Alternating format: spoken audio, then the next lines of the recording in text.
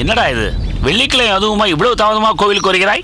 என் ஒரு நாள் அனைத்து வேலையிலும் செய்ய இயலாது என்றுதான் உன்னை என் பணி உதவிக்காக வைத்திருக்கிறேன். இப்படி தாமதித்தால் எப்படி? சுவாமி, எப்படி தாமதமாயிற்று என்றால்? தெரியும், வரும் வழியிலேயே ஏதாவது கதை கட்டி கொண்டு வந்திருப்பாய்.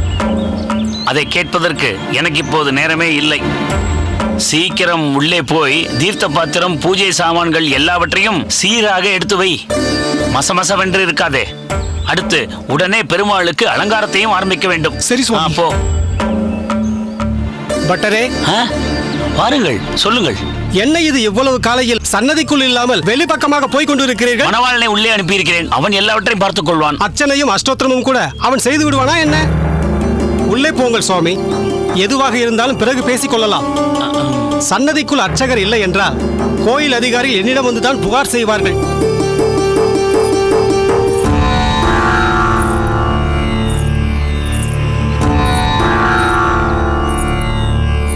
பட்டரே, லோகநாதன் வருகிறார். கோயிலுக்கு நிறைய செய்திருக்கும் மகானுபாவன் அவர். அவரை வரவேற்போம், வாருங்கள்.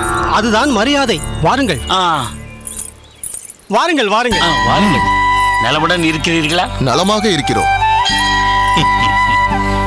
என்ன, கோயிலில் எல்லாம் நன்றாக நடந்து கொண்டிருக்கின்றனவா? அருமையாக நடந்து கொண்டிருக்கின்றன. நீங்கள் அள்ளி அள்ளி கொடுக்கிறீர்கள். எப்படி எல்லாம் முறையாக நடக்காமல் போகும்? பட்டரே சுவாமி, பூஜை பாத்திரங்கள் எல்லாம் வெள்ளியில் மாற்றி விட்டீர்களா? அதற்காக பிரத்யேகமாக நன்கொடை கொடுத்திருக்கிறீர்கள். மாற்றாமல் இருப்போமா? இப்போது எல்லாமே வெள்ளியில்தான். தங்களை ஓரிரண்டு மாதங்களாக காணவில்லையே. சில திவ்ய தேசங்களுக்கு போயிருந்தோம். போய் என்ன பயன்?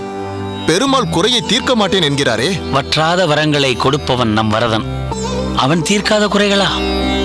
தாங்கள் தவறாக எடுத்துக்கொள்ளவில்லை என்றால் உங்கள் குறை என்னவென்று சொல்ல முடியுமா? உங்களுக்கு கூட தெரிந்திருக்கலாம். மகளுக்கு வயது 19 நடக்கிறது. அவளுக்கு இன்னும் திருமணம் கைகூடி வரவில்லை. நானும் சல்லடை போட்டு பார்க்கிறேன். என் அந்தஸ்துக்கும் மனோபாவத்திற்கும் ஏற்ற மாதிரி ஒரு மாப்பிள்ளை கிடைக்க மாட்டேன் என்கிறான். என்ன பட்டரே, இதற்கென்று பெருமாளுக்கு ஏதாவது ஒரு விசேஷ பூஜை ஒன்றை செய்து விடலாமா?